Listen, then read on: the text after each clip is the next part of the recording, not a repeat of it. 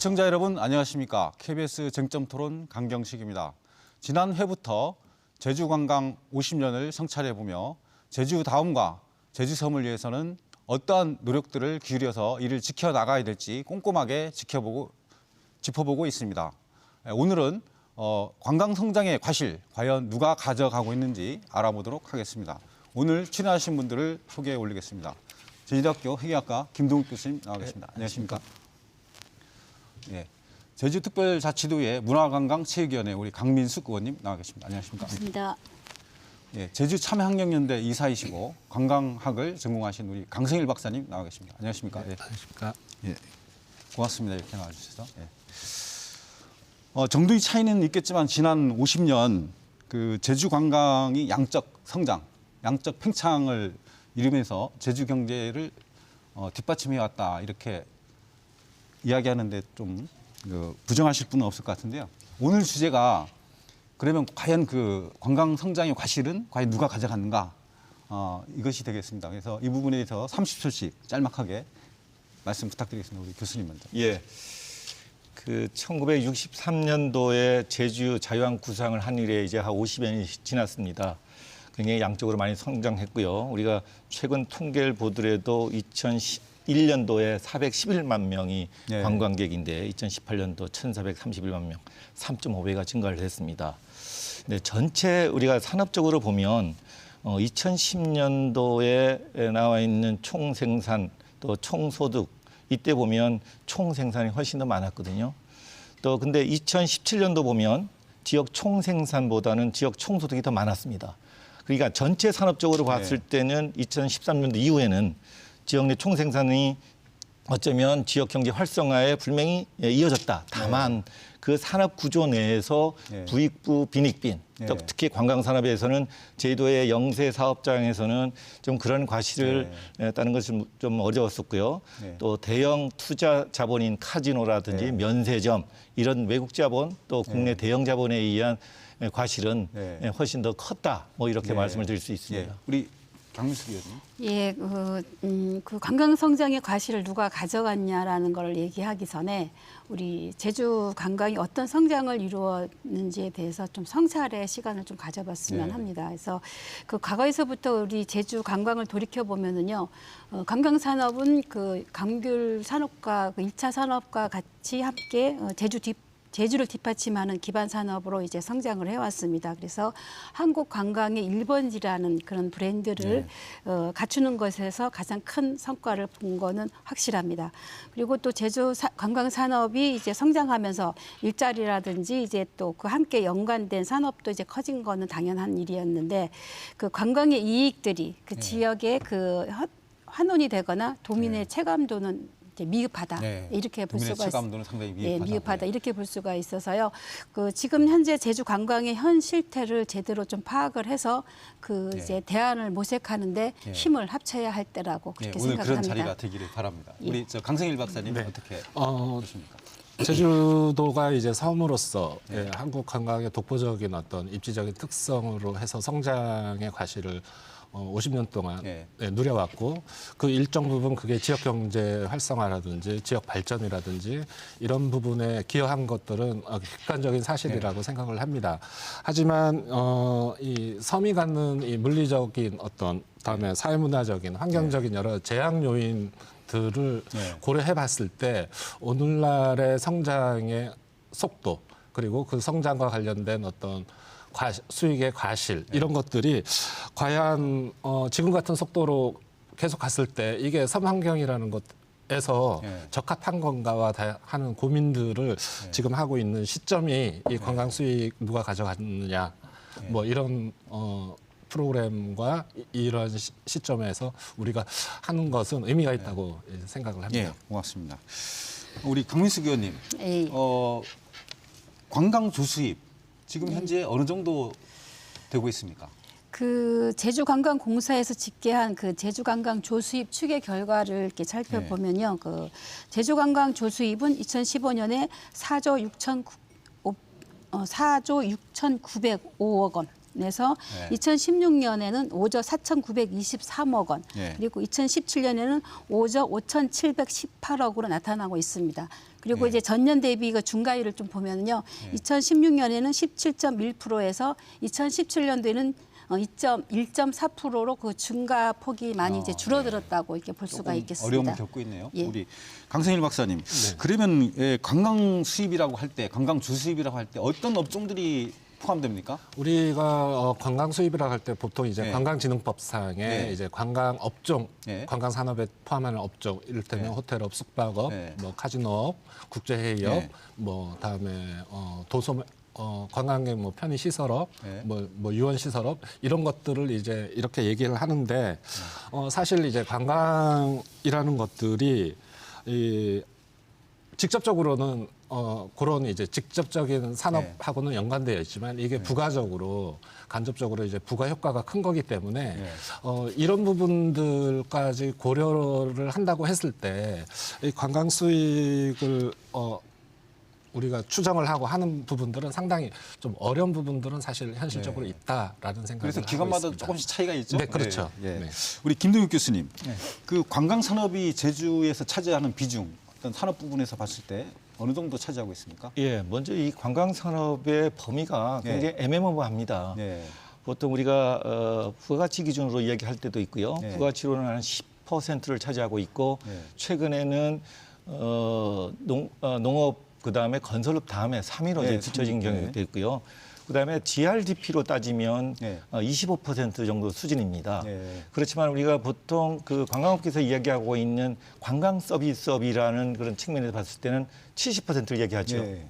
왜 그러냐면 건설업도 사실은 우리 제주도의 이 관광 산업하고 굉장히 밀접한 관계를 갖고 있다는 것이죠. 그렇죠. 예. 산업분류는 다르지만 관광객을 위한 종업원 또 관광객을 위한 여러 가지 그 숙소를 만들 때도 결국은 관광 산업이 무너지면 제조업도 또 그다음에 건설업도 네. 없다는 것이죠. 긴밀한 연관이 돼 있다. 예, 그렇습니다. 그래서 어떻든 제주도는 관광 산업이 무너지면 다른 도시에는 관광 산업이 무너지면 제조업이라든지 다른 걸로 대체할 수가 있지만 제주도는 관광 산업이 무너지면 대체할 것이 아직 뚜렷이 없습니다. 1차 산업 갈 수도 없고요. 아직도 2차 제조 산업도 굉장히 제조업도 굉장히 빈약한 상황이기 때문에 네. 어쨌든 이 관광 산업은 제주도의 핵심 산업으로 우리가 인정하고 어떻게 더 발전시킬지 고민이 좀 필요하지 않느냐 그런 생각이 듭니다. 예. 우리 그 관광 산업이 2010년에서 2017년 그 연평균 성장률이 10.3%나 되더라고요. 예. 그러면서 이제 그 높은 성장세를 하면서 제주 경제를 이제 견인해 왔는데, 근데 이제 최근에는 이제 관광 부가가치가 감소하고 오히려 관광객은 많이 오는데 실질적인 소득은 감소하는 현상이 나타나고 있다고. 우리 강성일 박사님 어떻게 분석하고 있습니까? 이게 이제 관광과 관련된 여건 변화를 이제 반영하고 있는 예. 하나의 이제 그 추세를 정확하게 이제 반영하고 있는 거라고 생각을 하는데요. 예. 무슨 얘기냐면은 예전에는 이제 단체 관광객, 예. 패키지 관광객 위주로 이렇게 이제 오다 보니까 이거와 관련돼서는 사실 우리가 거기에서 창출하는 부가가치라든지 이런 쪽으로 보면은 개별 관광 시장에서는 지출액은 1인당 지출액은 개별 관광객이 많습니다. 많지만 이거와 관련돼 가지고 우리가 거기에서 더 많은 어떤 부가가치라든지 이런 것들을 하는데 있어 가지고는 조금 이제 힘들었거든요. 근데 이제 패키지 관광은 이제 좀 단순한 측면들이 있기 때문에 그 구조만 이제 파악하다 보면 그거와 관련돼 가지고 어떤 그 수치를 산출하기에는 상당히 조금 쉬운 그런 부분들이 있었습니다. 그런데 이제 이런 개별 관광객으로 제가 이제 말씀드리는 건 개별 관광객으로 이렇게 하는 데 있어 가지고 이 변화하는 추세에 패키지 관광이 너무 안주한 거 아닌가. 우리 제주 관광 산업 자체가 그렇기 때문에 이거와 관련된 이 변화 추세에 따른 어떤 우리가 성장의 기회를 적합하게 이렇게 포착하고 그거를 발전하는 데 살리는 데 있어서 좀 게을렀던 건 아닌가 이런 생각은 조금 들고 있습니다. 우리 여행사들도 지금 상당히 그 어떤 여행 패턴이 변화에 따라서 어려움을 겪고 있는데 우리 교수님께서는 어떻게 보시겠습니까? 예, 뭐 요즘은 이제 개별 관광객이 많이 늘고요. 중국 관광객들도 이제 개별 관광으로 이제 많이 늘고 있는데 뭐 어떻든 간에 이렇게 외형적으로 관광객이 이제 1,500만, 1,400만이 들어오면 사실은 이것이 제대로 우리가 제주도 지역 사회에 관광 업종이 종사하는데 전부 다 좋은 과실을 얻어야 되는데 그렇지 못한 상황이라는 것이죠. 가장 큰 이유는 제가 볼 때는 영세한 우리 지역 사회 동종 경제업체끼리 경쟁이라는 것이죠. 그리고 또 나머지 일단 면세점이나 카지노는 대형 자본이 투자한 데는 경쟁이 되지를 않고요. 그래서 우리가 뭐 제주 관광공사에 면세점 사업이 들어와서 있지만 거기에는 소위 대기업형의 면세점 사업이지 과연 중소기업 정도의 관광공사가 그 면세점 사업을 앞으로 이끄는 것이 과연 맞는 것인지 위치의 문제도 있고요. 뭐 위치라든지 여러 가지 그러한 그 소위 대기업과 맞설 수 있는 대기업 면세점과 맞설 수 있는 어떤 경쟁 조건이 아니면 좀 문제가 있을 것이다 하는 생각이 듭니다. 우리 강민숙 의원님은 이 실질 소득이 감소하는 원인 어떻게 진단하고 있습니까? 지금 그 실질적인 성장이 오히려 하락한다라는 거에 대해서는 이게 데이터를 보면요. 2017년도에 그 제주 지역의 관광 수입이 5조 6천억 원이거든요. 그리고 2016년에는 5조 5천억 원에 비해서 증가를 한 거예요. 근데 그 반면에 관광 부가가치는 2016년도에는 1조 7천억 원에서 2017년에는 1조 6천억 원으로 이제 감소를 한 거죠. 그러니까는 이제 정리를 좀 하자면 관광 수입은 늘어나고 있지만 이제 부가가치는 감소하고 있다라는 것을 보여주고 그 부가가치 감소율을 보면은요. 2016년에는 31.3%에서 2017년에는 29.5% 감소세가 더욱이 뚜렷하게 나오고 있습니다. 그래서 그 관광의 부가가치에 대한 감소에 대해서는 아까 교수님도 말씀해 주셨습니다만은 외부적인 영향도 있다라는 거죠. 이제 정치, 외교, 뭐 기후, 질병에 대한 그 외부적인 영향으로 인해서 관광 산업이 성장률이 둔화할 수도 있다라고도 볼 수도 있고 실질적으로 2015년 이후에 이제 지속적으로 둔화가 되다가 2017년도에는 마이너스 6.1%를 이제 기록을 했어요. 마이너스까지로. 그러니까 2010년 이후로 처음으로 이제 마이너스로 떨어졌다는 거죠.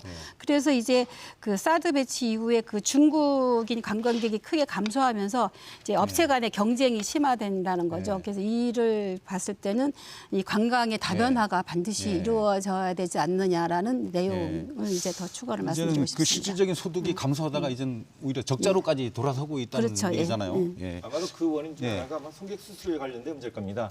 그러니까 네. 경쟁이 더 치열하다 보니까 좀 더 경쟁에 앞서기 나오기 위해서 수수료 또 소위 말해서 중국 관계 나올 때 인두세 이야기도 나오듯이 굉장히 그 소위 소자본 여행사들 입장에서는 굉장히 경쟁하기 힘든 그런 구조가 최근에 벌어졌기 때문에 그에 대한 여러 가지 소위 부가가치가 현저하게 떨어질 수밖에 없는 그런 우리 강성일 박사님, 그러면은 그 작년에 우리 관광객이 1,431만 명이나 많이 왔는데 아까 교수님께서도 말씀이 있었지만 그 우리 관광 산업 구조 어떤 구조를 갖고 있기 때문에 이런 적자로까지 가고 있는지 분석해 보셨습니까?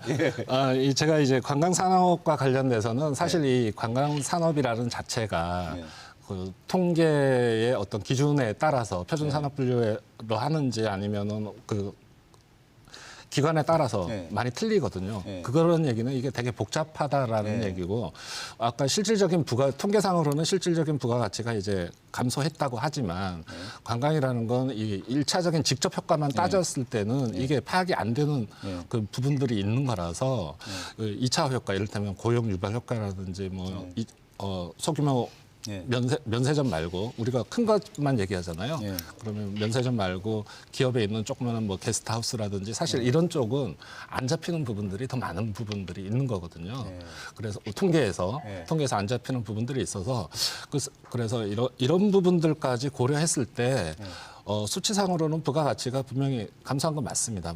맞지만 이런 것들을 봤을 때 전체적인 부가가치가 낮아졌느냐라고 했을 때는 조금 저는 그 부분에 대해서는 조금 의문이 있다라고 생각을 가지고 있습니다. 지금 아까 교수님께서 잠깐 언급이 있었습니다만 지금도 여전히 저가 관광이라든가 인두세 이런 것들이 지금 되고 있나요? 그렇죠. 지금 그 교수님도 앞서 말씀을 해주셨습니다만은 이제 그 또 중국계의 그 외지인을 운영하는 그 독점적인 그런 중국 여행사들이 있어요. 그래서 자기들이 직접 운영을 하거나 관리하는 곳에다가 연결해서 호텔, 식당, 면세점, 뭐 쇼핑센터까지도 그쪽으로 관광객들을 이제 데리고 가는 거죠. 그래서 관광객들은 늘어나고 있는 것 같지만은 그리고 또 지출 비용도 늘어나고 있는 것 같지만은 실질적으로 우리 관광에 대한 이익은 여계로 유출이 되고 있다. 이렇게 이렇게 볼 수 있고 그럼으로 인해서 실질적인 소득은 우리 제주도에는 없다라고 이제 보여지는 거죠. 아무래도 그 중간 비용이 과다하게 들고 실제 소득은 별로 안 되고 그래서 지금 문제가 되고 있지 않습니까? 그렇습니다. 예. 제주 지역의 여행사들은 아까 말씀드린 영세하고요. 예. 또 그 대항하는 중국의 그 아주 유명한 여행사는 굉장히 대형화가 돼서 독점적인 역할을 하고 있습니다. 그래서 어떠한 거래를 하는데 갑과 갑의 이 관계가 되지 않다 보니까 결국은 여기 있는 영세한 여행사들이 여러 가지 피해를 감수하면서 소위 그 관광객을 맞이하고 있는 것이고요. 그러다 보니까 또 여러 가지 이 계약 관계에서도 불평등 관계가 되다 보니까 당연히 이제 그 대형 여행사, 중국 여행사들이 그에 대한 과실을 갖고 갈 수밖에 없는 이런 구조죠. 그래서 몇 년 전부터 우리 제주도에서는 소형 여행사끼리 뭉쳐서 협회를 중심으로 해서 대형 영사를 만들자는 시도는 있었습니다만 아직 구체적인 이제 결과가 안 나와 있거든요. 이게 이게 좀 문제라 생각합니다. 앞으로 이제 좀 뭐 하기 위해서는 대형 여행사하고 대항할 수 있는 소위 인바운드 압도의 균형을 잡히기 위해서는 제주도에 서로 대등한 관계에서 계약을 하고 거래를 할 수 있는 그런 대형사가 꼭 출연이 돼야 된다고 생각합니다. 예. 그러면 조금 주제를 좀 바꿔서요.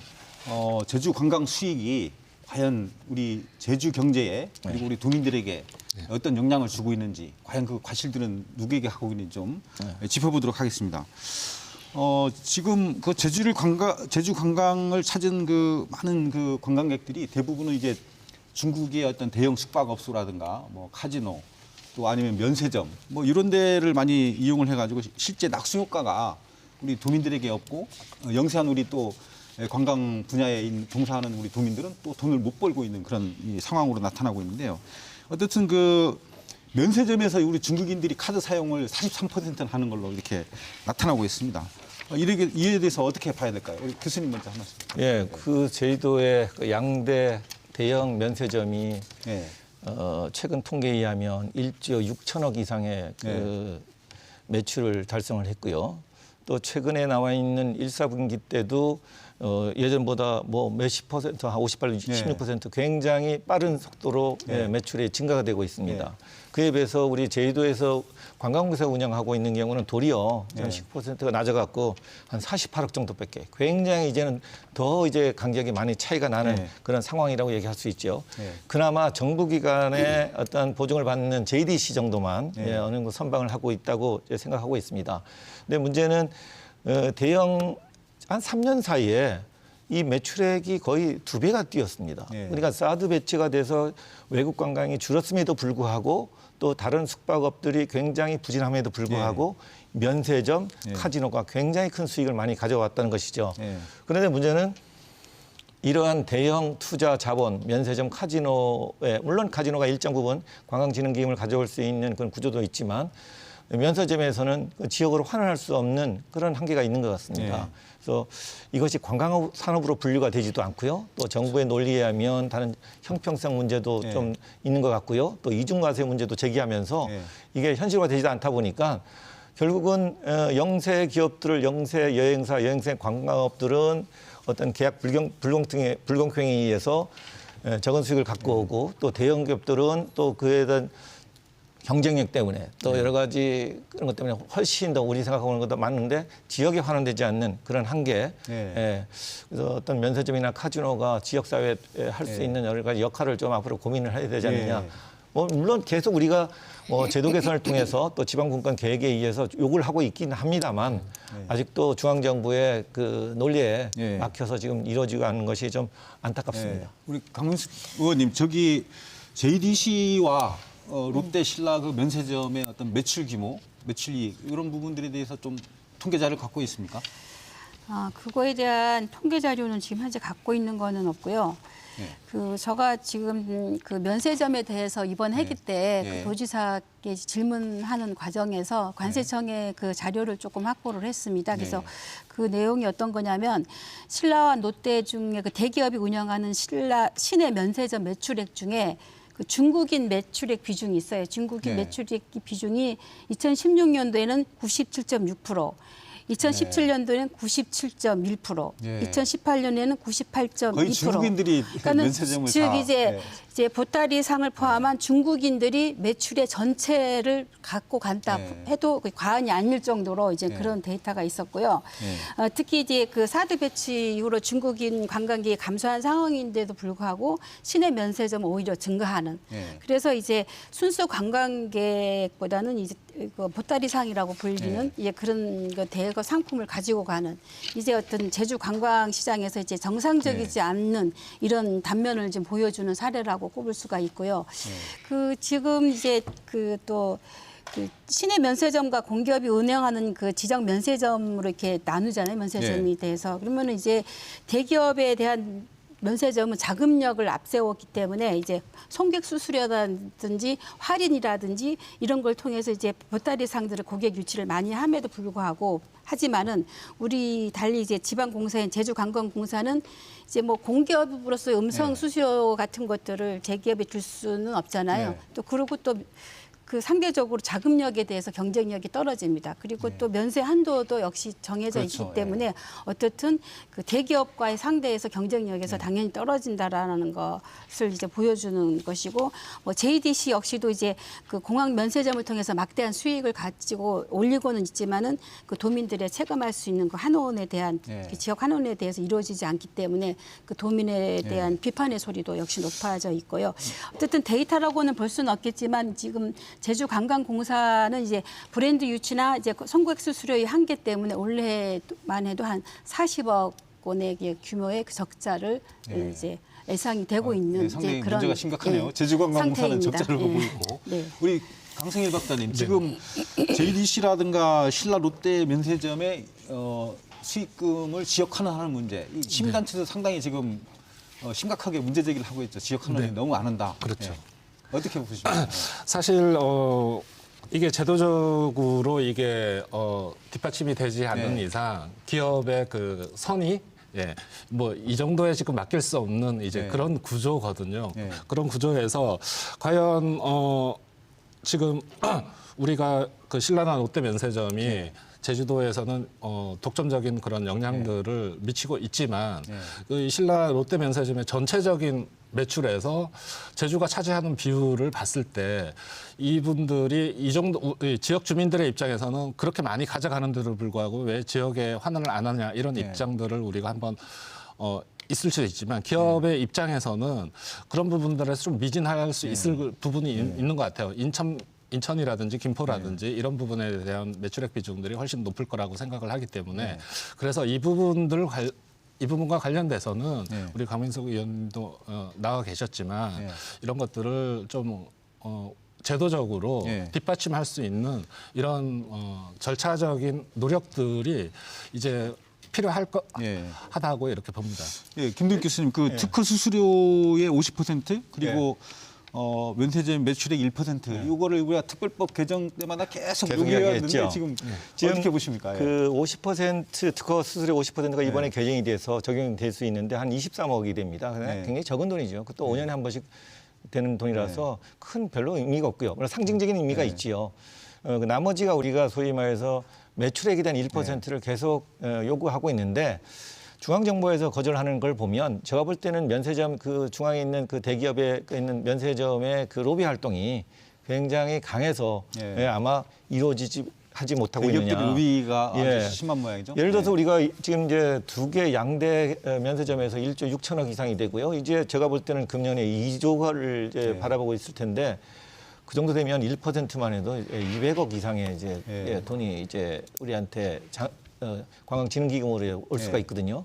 우리가 뭐 제도 개선할 때도 집어넣고 뭐 몇 년부터 집어넣었었죠. 그다음에 이번 분권 계획에도 다 그 내용이 들어 있었는데도 불구하고 중앙정부에서 안 해주는 걸 보면 이건 중앙정부에서 뭔가 이거에 대한 좀 답이 좀 있어야 되지 않겠느냐. 뭐 자치 결정권, 뭐 자율 결정권, 뭐 지방 재정 분권이라고 얘기를 하는데 그런 것들을 안 해주는 거 보면 참 중앙정부의 어떤 그 지방 자치 재정에 네. 대한 의지력을 좀 네. 의심스럽게 좀 생각하고 있습니다. 아무래도 이 부분은 정치권에서가 책임이 많으신 것 같은데 우리 강민식 의원님 이거 법 개정이 이번 문재인 정부에서 좀 돼야 되지 않겠습니까? 지금 그 특별법 추진에 있어서 보세 판매장에 대한 특허 수수료 50% 제주분 반영에 대해서는 지난해 3월에 오영훈 의원 외 의원 11명이 입법 발의 추진 중에 있지만 또 이렇게 녹록지 않은 상황이고요. 또 어쨌든 제주도 자치분권 과제에 대해서 1%의 관광진흥기금에 대한 것도 아직도 이제 추진 아주 중에 미약한 수준에도 안 되고 있는 거죠. 그것도 안 돼 있는 것이고 아까 교수님 말씀하셨지만 그런 부분도 있고 또 우리 행정이 또 적극적인 중앙이나 절충이라든지 이런 설득 이런 것들이 좀 부족한 면도 없지 않아 있다라고 보여지거든요. 그래서 이런 부분에 대해서 어쨌든 근데 힘을 좀 제주도민과 의회와 도정과 모두가 힘을 합쳐서 근데 한 더욱 소리를 내야 되지 점스러운 것은 않겠는가. 이제 최근에 이제 제주도에 또 새로운 또 면세점을 우리가 받을 수밖에 없는 환경 오늘 좀 결정은 되지는 않았지만요.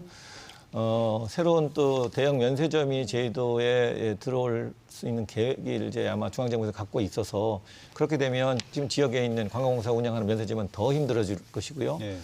그래서 상당히 이제 걱정이 됩니다. 그런 거 들어오기 전에 이런 그 면세점이 제주도 지역사회에 환원할 수 있는 그런 제도가 빨리 좀 저희들이 힘을 모아야 될 것 같습니다. 아주 강력한 어떤 목소리, 또 그런 정치권의 요구 이런 것들이 있어야 될 것 같습니다. 맞습니다. 카지노가 또 이제 우리 면세점과 더불어서 우리 국가에서 가장 특혜 사업 중에 이제 하나로 꼽을 수 있는데 지난해 8개 카지노 사업장의 총 매출액이 5,112억으로 지금 통계가 되고 잡히고 있는데요. 그중에서 신화월드 랜딩 카지노가 74%, 약 38억을 이제 차지하고 있습니다. 이 부분에서는 어떻게 보십니까? 지금 제주는 10% 정도의 그 매출 이익을 관광진흥기금으로 내고 있는데 외국의 사례는 거의 30%, 50% 이렇게 되고 있지 않습니까? 이런 걸 좀 고쳐야 될 것 같은데요, 교수님. 그 매출액 10%가 이제 최근에 20%를 저희 중앙정부에 요구했었는데 이제 그걸 받아들이지 못한 것 같습니다.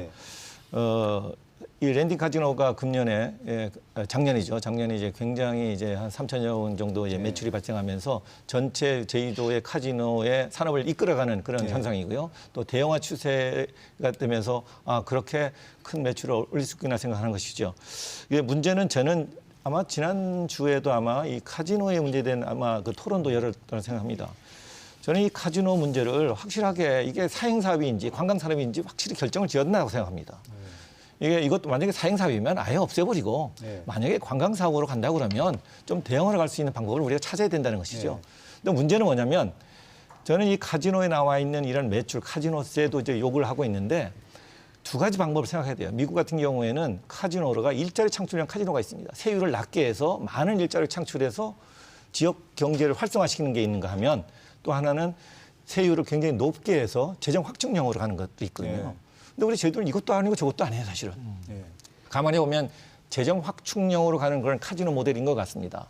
근데 한편으로는 우리가 일자리 창출을 또 이야기하고 있다고 그러면 이거에 대한 어떠한 그 균형적인 그런 정책이 필요하지 않느냐. 그래서 우리가 빨리 좀 더 이 카지노에 대한 그 도미니 컨센서스 정말 아까도 말씀드렸지만 사행사업이면 지금 8개도 더 이상 허가를 주지 않고 이전도 허가를 하지 말고 그렇게 낫겠고요. 만약에 일자리 창출형 제주도의 관광산업을 견인할 수 있는 또 실내의 어떤 관광지로서의 그 값어치를 인정해주고 또 그렇다고 그러면 좀 더 활성화시킬 수 있는 그 방법도 고민해야 되지 않느냐. 그리고 난 후에 그 전에 우리가 먼저 이 카지노 산업이 제주도 경제에 이바지할 수 있는 아까 매출액 20%인데 어느 도의원께서는 매출액 30% 이상, 60% 이야기를 하는데 그거는 조금 개념이 좀 달라요. 그러니까 매출액이 미국에 보면 GDR이라고 그래서 게이밍 그로스 레베뉴라고 그래서 우리가 말하는 매출액은 좀 다르거든요. 그래서 이제 그거를 이제 조절하면 그래도 어느 정도 이 마진율이 굉장히 높은 게 카지노 산업이기 때문에 강원랜드만 해도 매출의 거의 10%에다가 또 단기 순이익에다가 폐광에 관련된 개발 기금을 하고 있습니다. 그래서 전체적으로 전체 매출액에 보면 한 20%를 강원랜드가 그 기금을 내놓고 있거든요. 하나는 관광진흥기금, 폐광기금.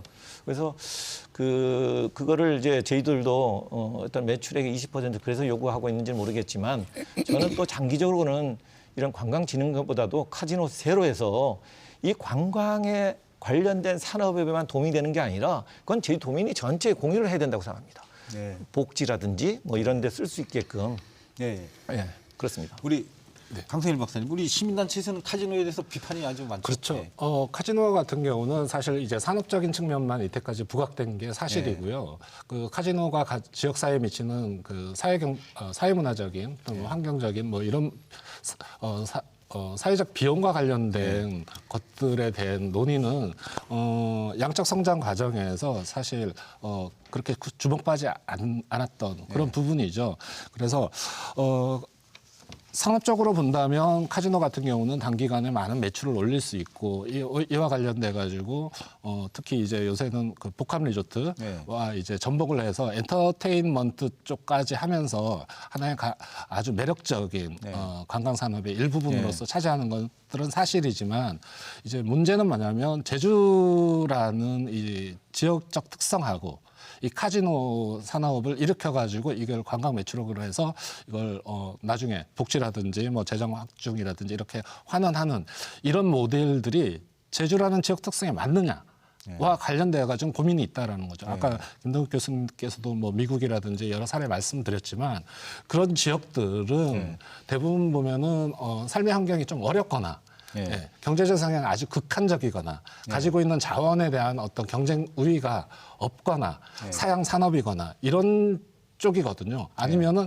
지역을 아주 좁은 도시 국가이거나 이런 쪽인데 제주도 같은 경우는 그런 환경이 아니다라는 거죠. 그런 측면에서 봤을 때 이 카지노와 관련된 이 사회적 비용 이 부분에 대해서 이제 보다 이제 엄밀한 우리가 부정적 역량 이런 것들을 할 수 있는 것들 있고 다음에 이제 두 번째는 카지노 같은 경우는 그 음성으로 거래되는 이를테면 뭐 중개 수수료라든지 다음에 불법 자금이라든지 뭐 이런 거와 관련돼서 정확하게 이것들을 포착해낼 수 있는 시스템이 아직 제주도에서는 지금 그거와 관련돼 가지고 많은 노력을 하고 있지만 아직도 많이 부족하다. 마련되어 있지 않은 상태에서 이 카지노를 단순하게 수익적인 구조로만 이렇게 바라봐 가지고 했을 때는 그거보다는 지역 사회가 감당해야 될 사회적 비용은 제가 볼 때는 더 크다. 알겠습니다. 그렇게 생각합니다. 우리 강민숙 의원님, 그럼에도 불구하고 지금 우리 제주에 있는 8개 외국인 카지노 뭐 당장 없애지는 어려운 상황에서 어떤 지역 환원을 위해서 여러 가지 제도 개선이 필요하다고 보는데 지금 대부분이 지금 외국계로 다 넘어갔죠? 카지노들이. 제도 개선 어떻게 해야 될 것 같습니다. 제도 개선에 대한 거에서는 지금 앞에 다 교수님도 말씀하셨고 이가 나와 있는데 그 카지노스의 매출액의 10%에 대한 관광진흥기금을 이제 그 외국 사례를 비교했을 때 한 20% 정도는 상향 조정을 해야 된다. 이런 게 골자이고 최근에 그 의회에서 카지노 대형화 이대로 좋은가에 대해서 정책 토론회를 한 적이 있어요. 그래서 거기서 이제 찬반이 팽배했다고 이렇게 평이 나 있는데 어쨌든 그 카지노라는 게 뭐 산업이 되든 도박이 되든 그게 제주도에 존치를 하기 전에 대형화가 되기 이전에 주민들의 이익 환원에 대해서는 어쨌든 제조적인 장치가 반드시 필요하다. 이런 것들에 대해서는 어쨌든 그 달리 의견은 없었던 걸로 저는 그렇게 알고 있습니다. 어떤 제도 개선이 좀 돼서 지역 환원이 좀 더 이루어지기를 바라겠고요. 제주 관광 수익을 여러 가지로 이제 수익 구조를 분석을 해보면 아까 카지노라든가 면세점에 보면은 이제 가장 흑자 항공 노선이 제주입니다. 다른 데는 거의 적자인데 또 이제 공항공사만 돈 벌고 있다 이런 이야기가 있습니다. 우리 교수님께서는 어떻게 보십니까? 아까도 말씀드렸지만 그 외부에서 또 대형 자본으로서 어떤 인프라의 독점적인 지위를 갖고 수익을 가져가는 데가 그 중에 하나가 이제 공항공사라고 얘기할 수가 있죠. 또 물론 JDC에서 거기서 영업을 하고 있습니다만 또 JDC에서 굉장히 큰 매출을 얻음에도 불구하고 그 이유는 생각보다 많지가 않다는 겁니다. 그렇죠. 그러면 거기에 나와 있는 여러 가지 임대 비용이 엄청나게 비싸서 결국은 JDC에서 제주도에 더 많은 환원하고 싶은데 공항공사가 그러면 정부가 운영하고 있는 공항공사가 제주도를 통해서 이익을 취하고 그것이 사회에 환원되지 않는다는 것은 좀 문제가 있다는 것이죠. 정부가 더 솔선수범해서 그 일정 부분을 제주도에 환원시킬 수 있는 그런 마인드가 필요하다는 겁니다.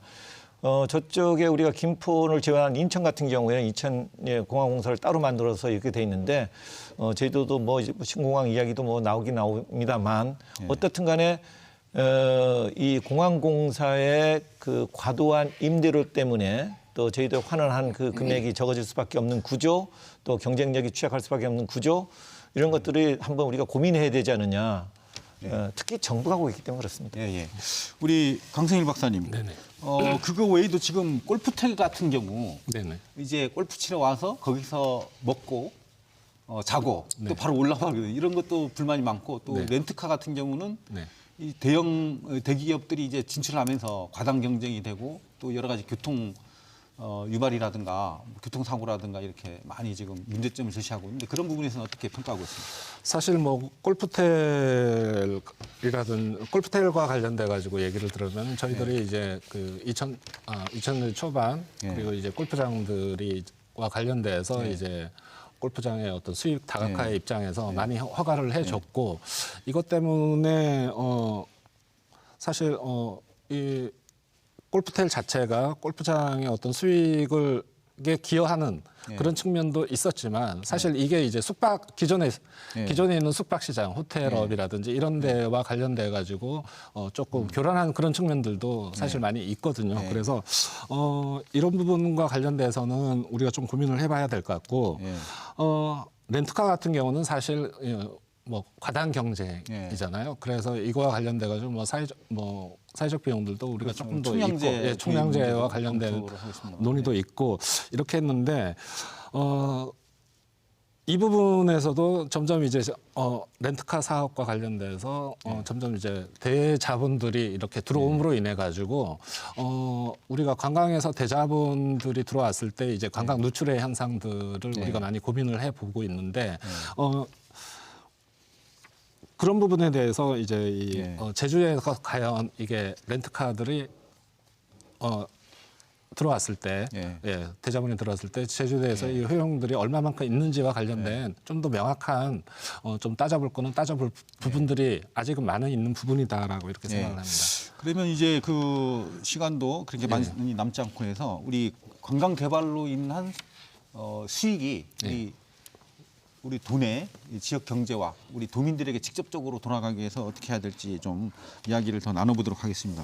아까 앞서서 우리 김도익 교수님 말씀하셨지만 지금 관광 산업이 이제 그 지역 경제에서 농립업이 1위고 그다음에 건설업에 밀려서 3위로 지금 되고 있는데 이런 현상 어떤 부분에 어떤 시사점을 갖고 있다고 보십니까, 교수님? 예, 우리 사회자께서 말씀하신 것은 아마 이제 부가가치 기준일 겁니다. 그만큼 어떠한 그 관광 상품을 팔았을 때 거기에 마진이 별로 없기 때문에 그렇기 때문에 뭐 여러 가지 것들이 이제 문제가 생기죠. 임금도 저임금이 되고 뭐 이런 여러 가지 그 제주도의 그 관광에 대한 부정적인 그런 인식들이 굉장히 많은 것 같습니다. 그래서 이런 것들을 우리가 좀 타파하기 위해서는 일단은 이 영세기업이 경쟁력 있게 하는 것이 가장 제일 중요하다. 아까 말씀드린 대형 영사를 만드는 것도 중요하고요. 또 그다음에 대규모 자본에 대해서 우리가 제도 개선 아까 같은 관광진흥금을 부과할 수 있는 대상 그 기업들에 대해서 확실하게 제도 개선이 좀 돼야 되고요. 또 하나는 이제 대형 기업을 들어오는 이제 면세점 같은 경우, 왜냐하면 롯데 같은 건 현지 법인화가 돼 있거든요. 근데 이제 새롭게 들어오는 대형 만약에 면세점이 들어온다 그러면 일단 현지 법인화를 요구하는 것이 또 그나마 또 제주도에 또 환원할 수 있는 또 방법이지 않겠느냐 하는 생각이 국민의 어떤 듭니다. 실속을 이렇게 우리가 차리는 방향으로 정책을 가야 된다는 그렇습니다. 그런 얘기죠. 우리 강승일 박사님, 이 관광 산업의 어떤 고용 효과 그리고 임금 수준 어떻게 분석하고 있습니까? 지금 관광 산업의 그 고용 기여율은 자료에 의하면 한 35% 정도로 나와 있는데 상대적인 그 임금 수준을 보면 한 1,800만 원대로 해가지고 가장 이제 뭐 다른 업종에 비해서 업종에 비해서 떨어지는 떨어지죠. 이건 그럴 수밖에 없는 게 이 관광 산업 자체가 워낙 다양하고 영세하고 그리고 그런 거기 때문에 이거와 관련돼 가지고 부가가치를 높일 수 있는 부분들이 사실 많지 않은 게 사실입니다. 그리고 이제 그거보다 이제 더 중요한 문제는 뭐냐면은 이 영세하고 다양하다는 측면 때문에 이게 산업에 대한 진입 장벽이 낮다 보니까 많은 분들이 제주도 올 때 왜 우리 뭐 카페, 게스트하우스 넘쳐난다고 하지 않습니까? 이런 것처럼 상당히 이제 쉽게 이제 이주해 오시는 분들이라든지 지역 주민이라든지 이런 창업하는 그런 부분들이 있기 때문에 이 안에서 부가가치를 높이기는 상당히 어려운 구조에 있는 거 있죠. 그래서 하지만은 그에 비해서 지금 다른 지역이라든지 이런 것들을 봤을 때 우리 ICT 있지 않습니까? 이런 부분과 관련돼 가지고 뭐 혁신적인 창조적인 이런 관광 기업들이 나올 수 있는 여건은 많이 마련되어 있는데 제주 지역들은 이런 부분에 신경 쓰다 보면 기존 구조에서만 좀 매몰되어 있는 그런 분위기가 있는 것이 사실인 것 같습니다. 혁신적인 그렇죠. 눈을 돌리는 그런 그렇죠. 것들이 좀 필요하다. 다시 말해서 기존 산업이 아니라 이제 변화하고 개별 여행 시장으로 이렇게 변화하고 있는 이런 추세라든지 이런 시장 기회를 활용해서 그리고 기술 발전 그것들을 활용을 해서 조금 더 창조적인 혁신적인 기업들을 만들어낼 수 있는 부분이 있는데 그런 데 대한 정책적인 역량은 조금 떨어질 수 있다. 알겠습니다. 우리 강민숙 의원님 이런 그 제주의 어떤 저가 관광 문제라든가 여러 가지 어려움들을 해결하기 위해서 우리 강민숙 교수님도 공동 발의를 해서 제주 공정관광 육성 지원 조례 이거를 이제 5월달 임시에 제출할 예정인데요. 어떤 내용들이 담겨 있습니까? 좀 기대해도 되겠습니까? 그동안에 그 제주 관광이 이제 급성장을 하면서 이제 쓰레기 문제, 주차난의 문제, 또 상하수도 문제들 등이 이제 도민들 생활에 이제 불편함이 가속화돼 있죠. 그래서 또 지역 주민의 관광에 대한 이제 이로 인해서 부정적인 인식이 이제 커가고 있는 상황에서 이제 또 한편으로는 중국 사드의 국면이 장기화되고 내수 경기가 악화되면서 또 외국 관광객이 감소를 하면서 관광산업 위기라는 그 딜레마에 빠지기도 한 게 또 사실입니다. 그래서 우리 제주 관광에서 양과 질의 균형을 과 지속적인 그 지속성을 찾기 위한 대안으로 공정 관광의 활성화를 필요로 해서 그런 취재로 조례 제정을 이제 추진을 하고 했습니다. 그래서 그 조례에 대한 내용을 좀 담는 내용을 보면은요, 이제 공정 관광 육성 계획이라든지 또 공정 관광 협의회 설치, 또 공정 관광의 지원 사업, 또 우수 시범 마을 지정 등의 내용으로 담아서 공동 발의를 했고요. 그 어쨌든 물론 이제 공정 관광이 뭐 대중 관광에 나타나는 모든 문제점을 해결할 수 있는 만병통치약은 아닙니다. 그렇지만 그 공정 관광의 출발은 이제 공정 무역에서 따온 개념이거든요. 그래서 관광객들이 관광지에서 문화 환경을 훼손하지 않고 여행지에서 제대로 이제 여행자와 관광 우리 지역 주민들에게 이익이 돌아가면서 관광객의 윤리적인 책무를 이제 강조하는 그런 좀 내용입니다. 기대를 해보겠습니다, 의원님. 기대를 많이 하셔도 김도익 좋겠습니다. 교수님, 이제 우리 제주 관광이 이제 양적 관광에서 지적 관광으로 가고 실제 도민들에게 지역 경제에 도움이 주는 방향으로 어떤 정책 변화들이 또 시급하다고 볼 수 있는데요. 어떤 정책들이 더 있겠습니까? 예, 아마 우리 지금까지 말씀들 하시는 것들이 아마 종합된 것 같습니다. 일단 이제 정당한 이제 관광 상품을 팔 수 있는 환경이 조성이 돼야 될 것 같습니다. 정당한 상품을 우리가 팔기 위해서는 소위 말해서 계약 관계가 서로가 동등한 대등 관계가 돼야 되거든요. 근데 지금의 우리 현실 관광업체는 그러지 못하고요. 또 숙박도 A&B 불법 A&B가 생기면서 여러 가지 또 관광 시장을 왜곡시키는 경우도 많고 또 우리끼리 자정해야 되는 그런 노력도 필요하고요. 또 외부에서 제주도를 상대로 해서 뭔가 수익을 창출하는 데는 제주도에 기여할 수 있는 그런 것들을 적극적인 마인드들이 필요해야만 또 제주도 경제가 또 제주도 관광이 잘 돌아가지 않을까 그렇게 생각합니다. 그럼 우리 강생일 박사님도 그런 어떤 정책적 대안, 마무리 말씀으로 한 말씀 부탁드리겠습니다. 사실 이제 관광이라는 자체가 우리가 이제 쉽게 주위에서 접하고 이렇게 하다 보니까 눈에 분명하게 보이는 것 같지만 실질적으로 안에 들어가 보면 이게 구조 자체를 파악하기가 상당히 힘든 거거든요. 그래서 저는 지금 여러 가지 지금 통계 자료라든지 이런 것들을 오늘 이 시간에 말씀을 했지만 그런 관광의 이런 좀 복잡하고 구조적인 이런 특성, 다시 말해서 직접 효과보다는 간접 효과 가 조금 더 큰 이런 네. 특성들과 관련돼서 정확한 진단을 해야지만 네. 뭔가 이 해결책이 나온다고 봅니다. 네. 그래서 지금 시각마다 다양하게 이렇게 추정이 되고 있는 이 관광산업의 전체적인 규모, 각 업종별 어떤 그 기여율 이런 것들과 관련돼서 좀 종합적으로 좀 판단할 수 네. 있게 관광에서는 그 국제 세계 관광기구에서 관광 위성 개정이라고 하는 네. 이런 제도적인 어떤 절차적인 방법들도 각국에 추천하고 있거든요. 네. 그래서 이런 것들을 좀 제도적으로 좀 정착화시켜 가지고 일단은 제주 관광 산업의 정확한 위치 그리고 업종별 네. 효과 이런 것들을 파악하는 게 우선적이라고 우리 생각을 합니다. 강문수 의원님도 짤막하게 마무리 예, 말씀 좋습니다. 부탁드리겠습니다. 예. 제주 관광이 위기라고 합니다. 그렇지만 개주인들은 위기를 기회로 만들 수 있는 그런 저력이 있다고 생각을 합니다. 네. 이제 관광 산업도 페어플레이라고 생각을 하거든요. 관광을 상품이나 소비 행위로 간주할 것이 아니고 네. 이제 현지인과 여행자의 관계라고 보는 그 네. 여행에 대한 새로운 시각이 필요하다고 생각을 네. 하고요. 그 일부 대기업이나 이제 그 대규모 자본들에 의한 독점의 이익이 아니고 마을 관광을 중심으로 관광객과 지역 네. 주민이 함께 상생하는 그리고 네. 제주 관광이 지속적이고 네. 질적인 성장이 실현될 수 있는 그런 네. 관광 산업 네. 의회에서도 함께 정책 개발을 많이 해주셔야 될 것 같습니다.